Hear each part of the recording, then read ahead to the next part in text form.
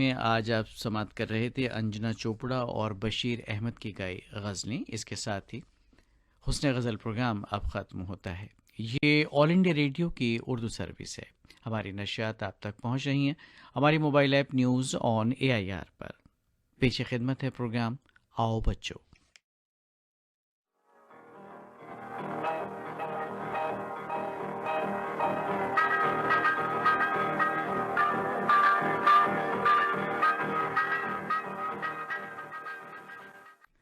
आओ बच्चों प्रोग्राम का एक और शुमारा लेकर आपके नईम भैया हाजिर खिदमत हैं। आदाब कबूल कीजिए। बच्चों, आप तो जानते हैं कि जिंदगी में अगर नाम कमाना है, अजीम शख्सियत बनना है, तो अजीम कारनामे करने पड़ते हैं। और अजीम कारनामे करने के लिए, अजीम बनने के लिए जिंदगी में बहुत जद्दोजहद करनी पड़ती है। अब आप सोच रहे होंगे कि शुरुआत में ही नईम भैया ने ऐसी बातें क्यों की।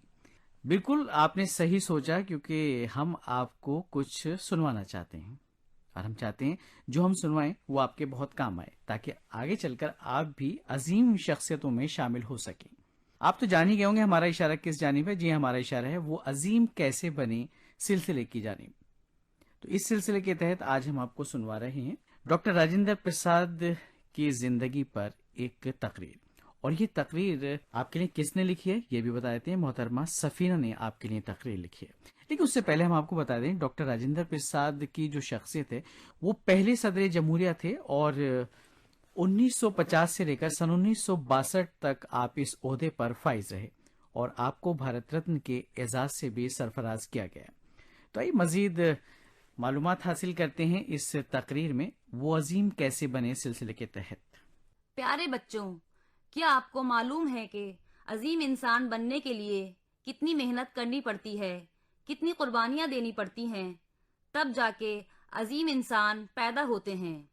आज हम आपको एक ऐसी ही अजीम हस्ती के बारे में बताएंगे। वो अजीम हस्ती हैं डॉक्टर राजेंद्र प्रसाद। डॉक्टर राजेंद्र प्रसाद मुख्तलिफुल जिहाद शख्सियत के मालिक हैं। वो 3 दिसंबर 1884 को बिहार के एक छोटे से गांव जेरादेई में पैदा हुए। उनके वालिद का नाम महादेव सहाय था, जो संस्कृत और फारसी के आलिम थे, और उनकी वालिदा का नाम कमलेश्वरी देवी था, जो एक मजहबी खातून थी। डॉक्टर राजेंद्र प्रसाद ने फारसी की तालीम एक मौलवी से हासिल की। वो बचपन से ही बेहद ज़हीन थे और अपने गांव के वो पहले मर्द थे जिसने कलकत्ता यूनिवर्सिटी में दाखिला हासिल करने में कामयाबी हासिल की। वो बहुत पढ़े लिखे इंसान थे। उर्दू, फारसी, हिंदी, अंग्रेजी और बंगाली जबान और उसके लिटरेचर से भी वो बखूबी वाकिफ थे। लेकिन उनको हिंदी जबान से बहुत लगाव था और हिंदी रसाइल जैसे भारत मंत्र, भारत उदय और कमला में उनकी तहरीरें शाया होती रहती थीं। उनके मज़ामीन बहुत दिलचस्प और मयारी हुआ करते थे। उनकी खुद नविश्त की शक्ल में कुछ किताबें हिंदी और अंग्रेजी में मंजर आम पर भी आईं, जो काबिले दाद हैं। ये किताबें सिर्फ किताबें नहीं, बल्कि उस समाज और उनकी जिंदगी की आईनादार भी हैं जिनकी तफसील मुंदरजा झेल है। बापू के कदमों में, इंडिया डिवाइडेड, सत्याग्रह, एट चंपारण वगैरह। डॉक्टर राजेंद्र प्रसाद की 1917 में गांधी जी से मुलाकात हुई और वो गांधी जी के ख्यालात से काफी मुतासिर हुए और 1919 में पूरे हिंदुस्तान में सविनय आंदोलन की लहर चली तो गांधी जी ने सभी सरकारी इदारों का बहिष्कार किया, जिसके बाद डॉक्टर राजेंद्र प्रसाद ने अपनी नौकरी छोड़ दी और विदेश इदारों और स्कूलों का बायकॉट किया। इस कुर्बानी की एक अहम मिसाल ये भी है, डॉक्टर राजेंद्र प्रसाद ने अपने बेटे मृत्युंजय प्रसाद को कलकत्ता यूनिवर्सिटी से हटाकर बिहार विद्यापीठ में दाखिल करा दिया। गांधी जी से मिलने के बाद डॉक्टर राजेंद्र प्रसाद में बहुत अहम तब्दीली आई। उन्होंने पुराने ख्यालात को तर्क करके एक नई ताकत के साथ आज़ादी की इस मुहिम में गांधी जी का साथ दिया। आज़ादी की लड़ाई में जिद्दोजहद करने वालों में डॉक्टर राजेंद्र प्रसाद का नाम काफ़ी अहमियत का हामिल है। इनको अपने मुल्क की आज़ादी बेहद अजीज थी। वो अपने मुल्क को आज़ाद और कामयाब देखने के ख्वाहिशमंद थे। वो चाहते थे कि हिंदुस्तान का हर बाशिंदा तालीम याफ्ता हो और वो कामयाब जिंदगी गुजारे। उन्होंने ये ठान रखी थी कि आज़ादी हासिल करने के लिए अगर अपने खून की कीमत भी चुकानी पड़े तो वो पीछे नहीं हटेंगे। उन्होंने आज़ादी की खातिर मुख्तलिफ तरह की परेशानियों को झेला, जेल में कैदोबंद की सोबतें बर्दाश्त की, लेकिन हार ना मानी। डॉक्टर राजेंद्र प्रसाद को अपने कारनामों का बखूबी अंदाजा था। उन्होंने मुल्क की फलाह के लिए बहुत से काम किए और बहुत परेशानियां भी उठाईं। उनका ख्याल था कि कोट जो मैं करता हूँ उन भूमिकाओं के बारे में मैं सावधान रहता हूँ। डॉक्टर राजेंद्र प्रसाद आजाद हिंदुस्तान के पहले राष्ट्रपति थे, जिनको अगर हिंदुस्तानी आइन का मैमार कहा जाए तो बेबुनियाद ना होगा। डॉक्टर भीमराव अंबेडकर और डॉक्टर राजेंद्र प्रसाद ने हमारे आइन को बनाने में एक अहम रोल अदा किया है। उन्होंने हमारे मुल्क के लिए बहुत सी कुर्बानियां दी हैं। 25 जनवरी 1950 को डॉक्टर राजेंद्र प्रसाद की बहन का इंतकाल हो गया था, लेकिन वो हिंदुस्तानी आइन की तकरीब के बाद अपनी बहन की तदफीन में पहुंचे। उन्होंने अपने रिश्तों से ज्यादा फर्ज को अहमियत दी और वो हमेशा मुल्क के बारे में ही फिक्रमंद रहे। डॉक्टर राजेंद्र प्रसाद ने समाज की फलाह के लिए बहुत से काम किए, कई सरकारी दफ्तर भी कायम किए और उसी वक्त उन्होंने कांग्रेस पार्टी से इस्तीफा भी दिया। डॉक्टर राजेंद्र प्रसाद एक तालीम याफ्ता खानदान में पैदा हुए और खुद भी बेहद पढ़े लिखे थे, इसलिए उन्होंने तालीम को बहुत अहमियत दी। उनको इस बात का बखूबी अंदाजा था कि तालीम के बगैर हमारा मुल्क तरक्की नहीं कर सकता। अगर हमको तरक्की करनी है तो तालीम हासिल करनी ही होगी। वो हमेशा तालीम हासिल करने पर जोर देते रहे, इसलिए उन्होंने नेहरू जी की सरकार को कई बार सलाह भी दी और तालीम के फरोग के लिए काम करते रहे और आखिरकार 1921 में राजेंद्र प्रसाद ने बिहार यूनिवर्सिटी कायम की।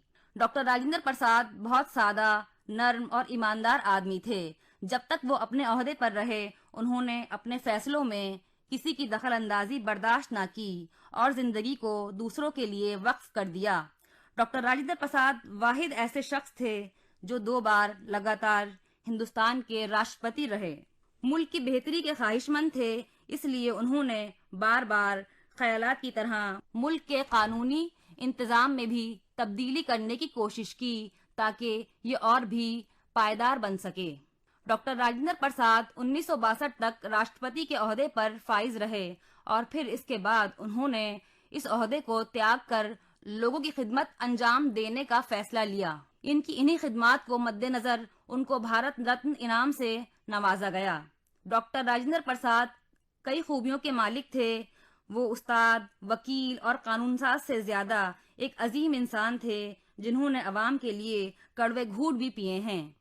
महात्मा गांधी डॉक्टर राजेंद्र प्रसाद को बेहद अजीज रखते थे। उनका कहना था कि अमृत पीने वाले तो बहुत हैं, पर मेरे पास अकेले राजेंद्र बाबू ही तो जहर पीने वाले हैं। वो जहर से घबरा जाएंगे तो कौन पिएगा। बिलाशुबा डॉक्टर राजेंद्र प्रसाद ने पूरी जिंदगी अवाम के लिए खिदमत अंजाम दी और उन्होंने अवाम के लिए कदम कदम पर जहर के घूंट भी पिए। जो कुर्बानियां उन्होंने मुल्क के लिए दी हैं, इनको फरामोश करना मुमकिन नहीं। डॉक्टर राजेंद्र प्रसाद पूरी जिंदगी दूसरों के लिए जलते रहे ताकि उनके जलने से लोगों को रोशनी हासिल हो सके। उनकी बेशबहा खिदमत के सबब इलाहाबाद यूनिवर्सिटी ने उनको डॉक्टर ऑफ लॉ की सनद देते हुए कहा, बाबू राजेंद्र प्रसाद जीवन में सफलता और बेलौस खिदमत की जीती जागती अहम मिसाल हैं। डॉक्टर राजेंद्र प्रसाद की जिंदगी बहुत मेहनतकश होने के बावजूद बहुत मिसाली रही, जो नई नस्ल के लिए मशअल राह साबित होगी। उन्होंने हमेशा नई नस्ल को गौर व फिक्र की दावत दी है। वो चाहते थे हमारी नई नस्ल हर एतबार से बहुत कामयाब हो। वो मरते दम तक आवाम के लिए जिद्दोजहद करते रहे।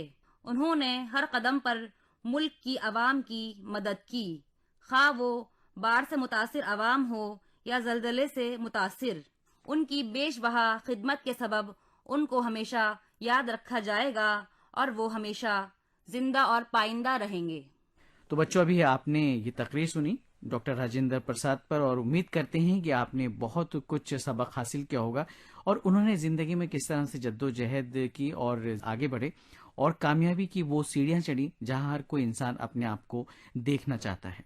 बहरकैफ ये तो बात हो गई वो अजीम कैसे बने सिलसिले की। आइए अब एक बहुत अच्छा सा नगमा सुन लेते हैं। और नगमा क्या है, यूं कहें मौसीकी पर छेड़ी गई एक कहानी है और कहानी सुनने का शौक किसको नहीं होता, हमें भी होता है, आपको भी है। और चलिए इस शौक को पूरा कर लेते हैं और यूं कहें कि गुनगुना लेते हैं तो कुछ गलत नहीं होगा।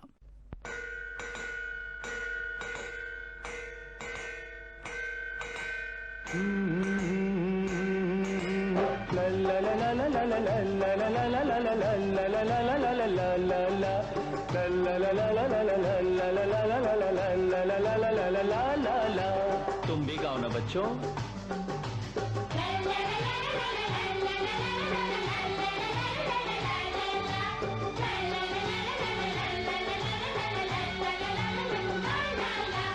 एक कहानी नन्हे मुन्ने बच्चों तुम्हें सुनानी है, ना इसमें महलों का राजा ना परियों की रानी है। एक कहानी नन्हे मुन्ने बच्चों तुम्हें सुनानी है, ना इसमें महलों का राजा ना परियों की रानी है, और न इसमें चांद पे रहने वाली बुढ़िया नानी है। बोलो बच्चों क्या तुमने भी ऐसी सुनी कहानी है?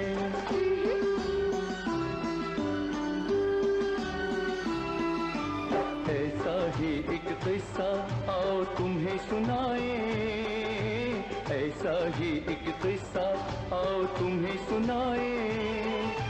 कितना बल है एकता में तुम्हें बताएं, कितना बल है एकता में तुम्हें बताएं।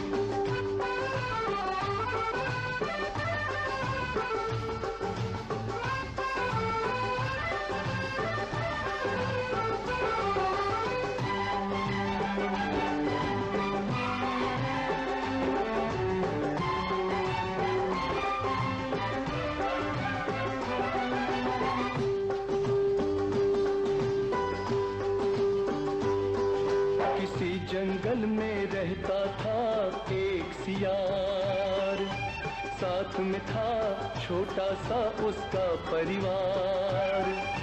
बीबी बच्चों के संग रूखी सूखी खाकर किसी तरह से अपना दिन था रहा गुजार। कभी कभी तो आधी रोटी भी वो लोग न पाते थे, आंसू पीकर भूखे प्यासे बच्चे यूं सो जाते थे। भूख से बचने का फिर उसने सोचा एक उपाय, किसी और जंगल से जाकर क्यों ना रोटी ला, क्यों ना रोटी ला। फिर क्या हुआ? बताता हूँ। यह सोच दूसरे जंगल में वो जा पहुंचा। एक भयानक शेर जहां का था राजा,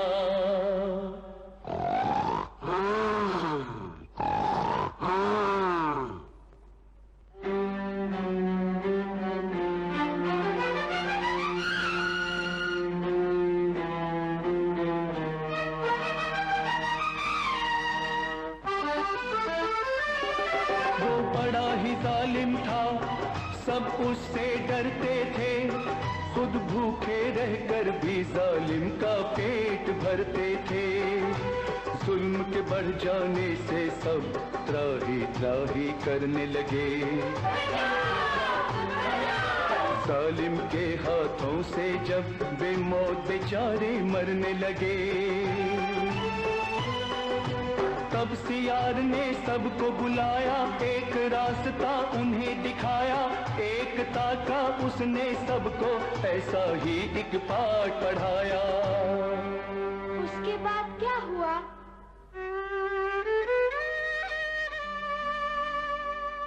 फिर सबने मिलकर उस जालिम को पल में मार गिराया, पल में मार गिराया। और कहा, उसको ना जिंदा छोड़ेंगे हक जिसने सबका मारा है, हर जोर जुल्म के टक्कर में संघर्ष हमारा नारा है, संघर्ष हमारा नारा है, संघर्ष हमारा नारा है।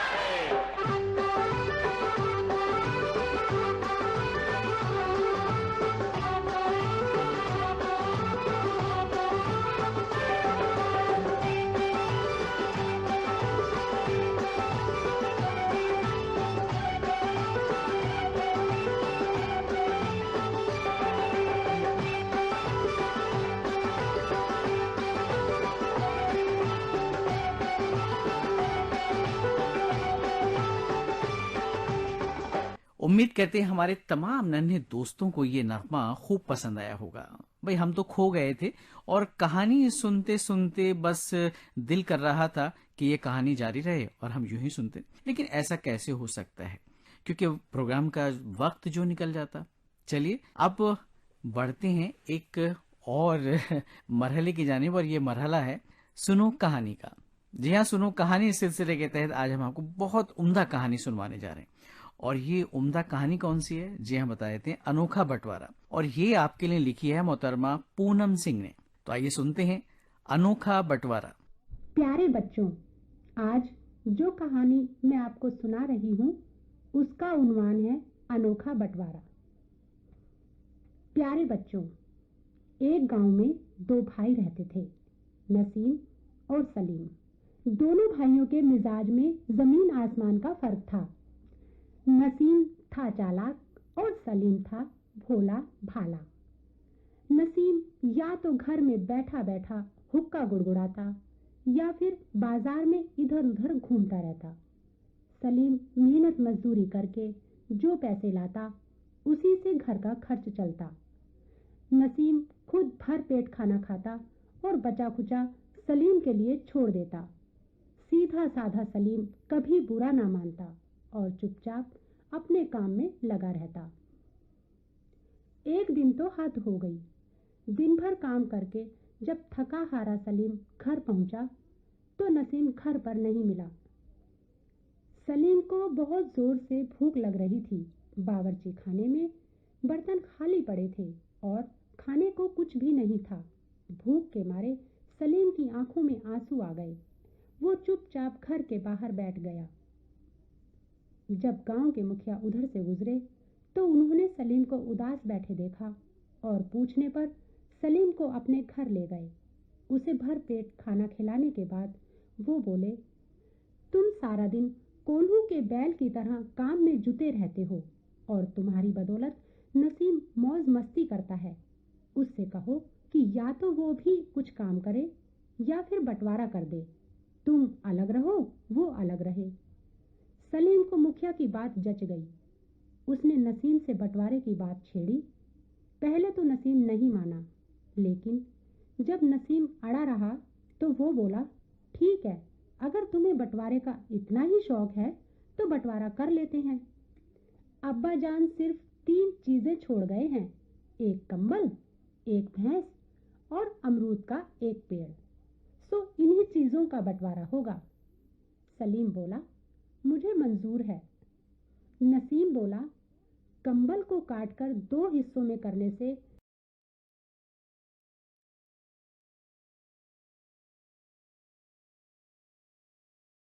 ना ये तेरे काम का रहेगा ना मेरे, इसलिए दिन में ये तेरे पास रहेगा और रात में मेरे पास। इसी तरह भैंस का अगला हिस्सा तेरा हुआ और पीछे का मेरा। अमरूद के पेड़ के नीचे का हिस्सा तेरा, ऊपर का मेरा। हो गया ना बंटवारा बराबर बराबर। कोई शक हो तो बोल। सलीम को बंटवारा ठीक लगा। खुशी खुशी कंबल लेकर अपने काम पर चला गया। दिन में अच्छी धूप निकली थी। सलीम को कंबल की जरूरत नहीं पड़ी। शाम को जब सर्दी लगी तो उसने कंबल ओढ़ लिया। उसी वक्त नसीम कंबल लेने आ पहुंचा और बोला, भाई तुम्हारा वक्त खत्म हुआ। रात में कंबल का मालिक मैं हूं। नसीम तो रात भर मजे से कंबल ओढ़कर सोता रहा और सलीम बेचारा सर्दी में कांपता रहा।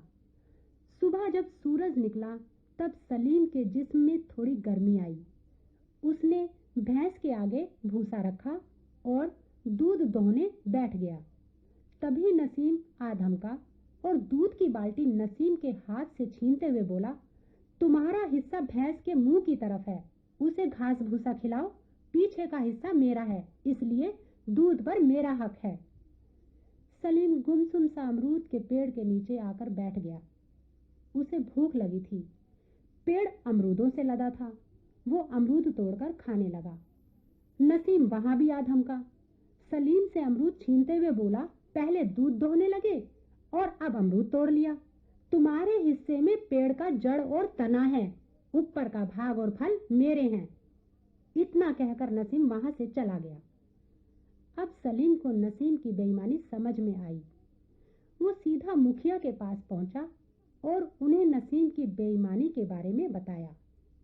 मुखिया बोले, घबराओ नहीं, इस नसीम को सबक सिखाना होगा। जैसा मैं कहता हूँ तुम वैसा ही करो।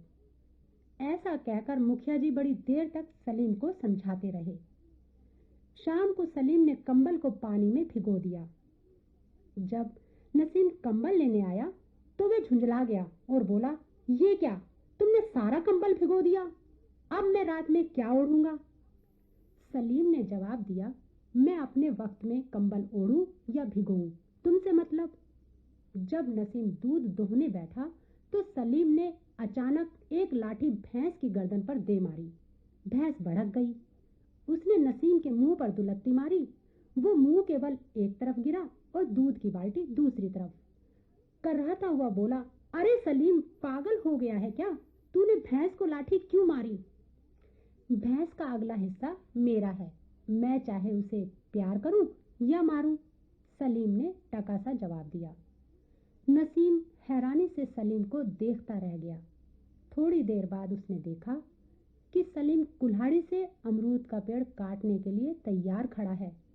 अरे अरे, ये क्या कर रहे हो, पेड़ काट दोगे तो अमरूद कैसे मिलेंगे। नसीम घबरा कर बोला।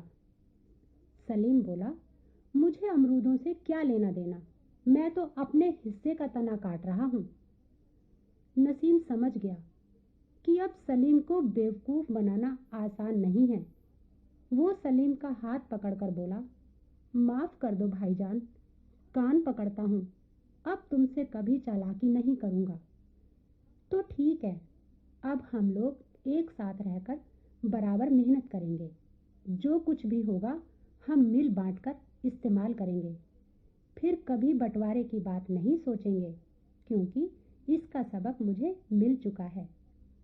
नसीम ने सलीम को फिर कभी नहीं सताया। तो प्यारे बच्चों, आपने देखा कि मेहनत और ईमानदारी से हम सबका दिल जीत सकते हैं, प्यार पा सकते हैं, कभी किसी का मन ना दुखाएं, जैसा नसीम ने सलीम का दुखाया। इस बात का खास ख्याल रखें कि किसी का हमारी वजह से दिल ना दुखे, सभी खुदा के बंदे हैं। बच्चों, आपने सुना और देखा इस कहानी में कितनी खूबसूरत कहानी थी। बहुत ही अनोखा बंटवारा था, और ये अनोखा बंटवारा इसलिए भी अनोखा बन गया था क्योंकि बंटवारे के नाम से ही हमारी शख्सियतें अलग अलग हो जाती हैं। किसी काम को अगर हम मिलकर करते हैं, यकजा करते हैं, इकट्ठा होकर करते हैं, तो उसमें एक कामयाबी तो मिलती ही है, साथ में हम एक ताकत भी बन जाते हैं। और जब हम एक साथ मिलकर कोई काम करते हैं तो हमें कामयाबी भी मिलती है और मंजिल भी हमारे नजदीक आ जाती है। जाते जाते आपके लिए एक बहुत प्यारा सा नगमा सुनवा देते हैं और इसके साथ ही अपने नईम भैया को दीजिए इजाजत। खुदा हाफिज।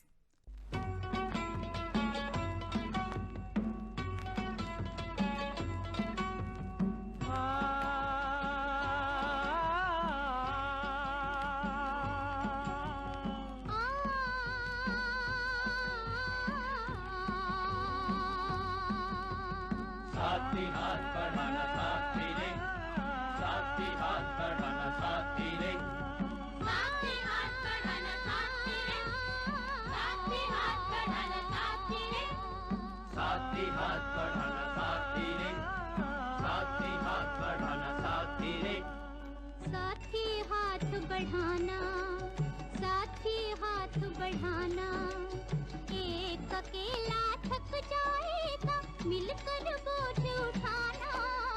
साथी हाथ बढ़ाना, साथी हाथ बढ़ाना, एक अकेला थक जाएगा, मिलकर बोझ उठाना। साथी हाथ बढ़ाना, साथी हाथ बढ़ाना साथी रे, साथी हाथ बढ़ाना साथी रे, साथी हाथ बढ़ाना साथी रे।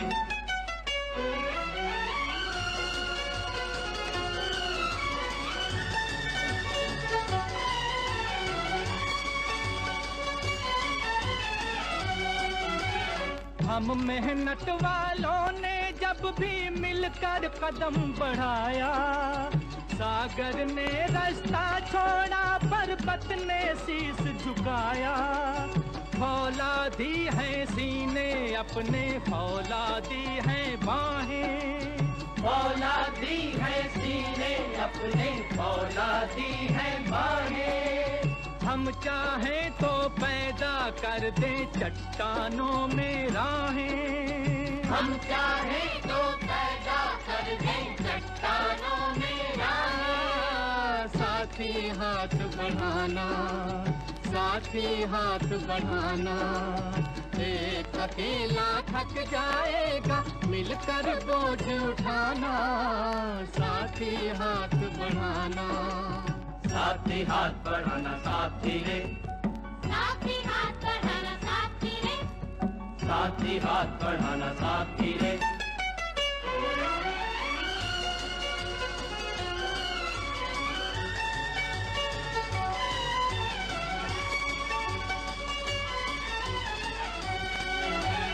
मेहनत अपने लेख की रेखा, मेहनत से क्या डरना, कल गैरों की खातिर की आज अपनी खातिर करना।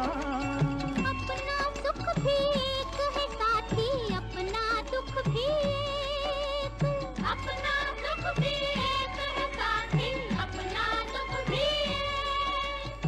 अपनी मंजिल सच की मंजिल, अपना रास्ता नेक, अपनी मंजिल सच की मंजिल, अपना रास्ता में। साथी हाथ बढ़ाना, साथी हाथ बढ़ाना, एक अकेला थक जाएगा मिलकर बोझ उठाना। साथी हाथ बढ़ाना, साथी हाथ बढ़ाना, साथी रे, साथी हाथ बढ़ाना साथी रे, साथी हाथ बढ़ाना, साथी रे।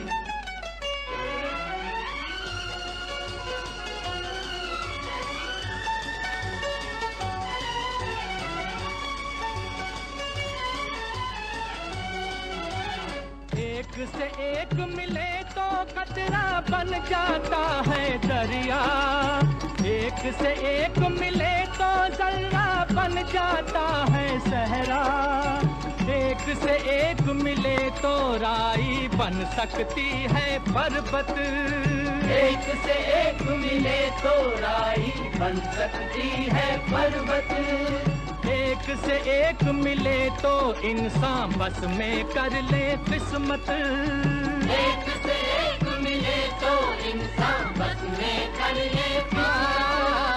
साथी हाथ बढ़ाना, साथी हाथ बढ़ाना, एक अकेला थक जाएगा मिलकर बोझ उठाना। साथी हाथ बढ़ाना, साथी हाथ बढ़ाना, साथी रे, साथी हाथ बढ़ाना, साथी रे, साथी हाथ बढ़ाना साथी रे, साथी हाथ बढ़ाना साथी रे, साथी हाथ बढ़ाना, साथी रे, साथी हाथ बढ़ाना, साथी रे, साथी हाथ बढ़ाना साथी रे, साथी हाथ बढ़ाना साथी रे, साथी हाथ बढ़ाना, साथी रे, साथी हाथ बढ़ाना, साथी रे।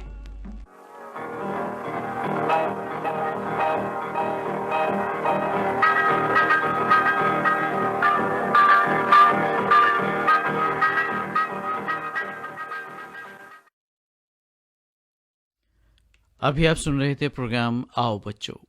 ये ऑल इंडिया रेडियो की उर्दू सर्विस है। हमारी नशियात आप सुन रहे हैं हमारे mobile app news on AIR पर।